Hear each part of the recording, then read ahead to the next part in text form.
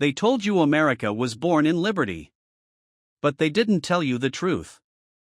The British Empire, the largest, richest, most powerful empire the world had ever seen, did everything in its power to stop it. They sent fleets.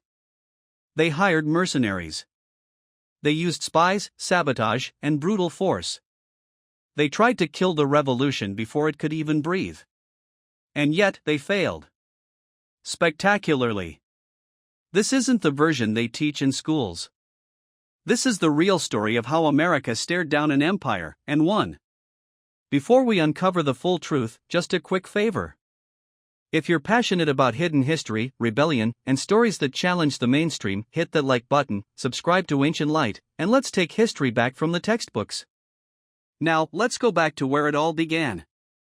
The British Empire at its peak, the unstoppable machine. In the 1700s, Britain wasn't just a country. It was a global force of domination. By 1770, the British Empire had territories on every continent. It controlled India, parts of Africa, the Caribbean, and increasingly, North America. Its navy ruled the seas. Its economy was booming from colonial trade, sugar from the Caribbean, cotton from India, tea from China, and furs, lumber, and raw goods from the American colonies. But to Britain, the American colonies weren't equals. They were assets to be used, taxed, and exploited. The colonies existed to serve the crown. And as long as they did that, all was well. But the Americans had begun to dream of something else. The first sparks of rebellion, a new American identity. By the mid-18th century, American colonists were no longer just British subjects living abroad. They had begun forming a new identity, independent, resourceful, and resistant. Unlike the British aristocracy, American society was relatively fluid. Men who worked hard could own land. Communities governed themselves through local assemblies. People debated politics in taverns, printed radical newspapers, and questioned the divine right of kings. Britain saw this growing independence as a threat. So they acted. The tax war begins. British greed meets American resistance. To pay for its global wars, especially the costly 7 Years' War, Britain began taxing its colonies more aggressively. 1765, the Stamp Act, a direct tax on printed documents, newspapers, legal papers, licenses. 1767, the Townshend Acts, taxes on glass, paint, oil, lead, paper, and tea. 1773, the Tea Act, designed to bail out the British East India Company, but pushed cheap tea into America, undercutting local merchants. But it wasn't about the money. It was about principle. No taxation without representation became a rallying cry. And the British response? More pressure. More control. More punishment. British intelligence and control tactics, the empire strikes first. What most people don't know is that the British didn't wait for war to try to crush American resistance. They used covert strategies long before the first shot. Surveillance and spying. British officers in major cities like Boston, New York, and Philadelphia kept tabs on suspected agitators. Informants infiltrated local gatherings and churches. Divide and rule. Britain tried to split the colonies by favoring certain regions and elites. They especially tried to pit Southern loyalists against Northern radicals, hoping to divide colonial unity. Propaganda. British newspapers labeled American revolutionaries as terrorists and traitors. They spread fear among loyalists that rebellion would bring chaos and slavery uprisings. Military presence. Thousands of redcoats were stationed in colonial towns, not to protect, but to intimidate. This wasn't politics. This was imperial psychological warfare. When diplomacy failed, the empire tightens its grip. Despite repeated petitions from the colonies, like the Olive Branch Petition, the British government refused to compromise. King George III in Parliament believed they were facing a spoiled, ungrateful population.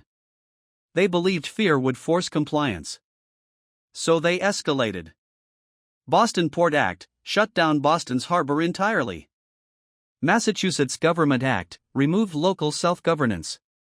Quartering Act forced colonists to house British troops in their homes. Administration of Justice Act allowed British officers accused of crimes to be tried in Britain, effectively granting them immunity. To Americans, this was nothing short of military occupation. And one by one, the colonies began to resist. Lexington and Concord, the Empire miscalculates. In April 1775, British troops marched on Lexington and Concord to seize hidden colonial weapons and arrest rebel leaders. They expected an easy operation. What they got was armed resistance. Militiamen, ordinary farmers and townsfolk, stood in formation. And then it happened. The shot heard round the world. That one shot marked the beginning of a war Britain believed it could win easily. They were wrong. Empire in full force, the British launch a counteroffensive. By summer 1775, Britain sent 50,000 soldiers, elite troops trained in European warfare. They hired 30,000 Hessians, brutal German mercenaries. They brought naval power, cannons, and an army funded by imperial wealth. Their strategy? Capture key cities, New York, Philadelphia, Charleston. Cut off the North from the South. Crush Washington's ragtag army. Isolate rebel leaders. Encourage loyalists to rise up.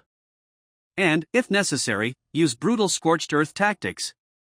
But here's the twist. Every city they captured only fueled the revolution. When the British seized New York, rebels doubled their efforts in Massachusetts. When they occupied Philadelphia, the Declaration of Independence was already being drafted. Washington's genius, fighting an unwinnable war. George Washington didn't have resources, supplies, or even enough soldiers. But he had willpower. He used guerrilla tactics, hit-and-run ambushes, nighttime raids, winter attacks.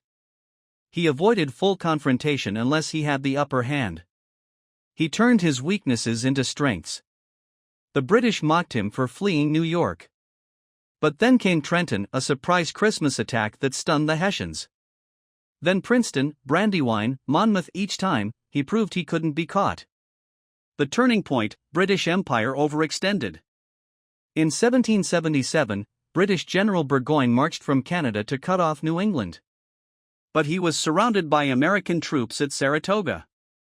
The result? A stunning American victory. More importantly, it convinced France to join the war. Suddenly, Britain was fighting a world war. French fleets in the Atlantic. Spanish forces in the Caribbean. Dutch interference with British trade. Riots in London over war costs. The empire began to crack. Yorktown, the final blow. In 1781, British General Cornwallis retreated to Yorktown, Virginia. He believed the Royal Navy would rescue him. But Washington marched south, with French troops at his side. French Admiral de Grasse blocked the British fleet. Cornwallis was surrounded. Bombarded for days. And finally, he surrendered. It was over. The aftermath, the empire's greatest defeat. In 1783, the Treaty of Paris was signed. Britain recognized the United States. Not as a rebellion, but as an independent nation. The British Empire, once unstoppable, had lost to farmers, blacksmiths, and dreamers. And that loss? It inspired revolutions around the world. France, Haiti, Latin America. The American Revolution became a global spark of freedom. But the empire never forgot. The British would later return in 1812 to try and reclaim power. But the spirit of 1776 never died. Because once you fight for liberty, you never forget what it tastes like. This is the story of how America outgunned, outnumbered, and underestimated defeated an empire. Not just with bullets, but with belief. Love this kind of truth-telling history? Like, subscribe, and share Ancient Light, because the real story of freedom is far more powerful than any textbook ever told you.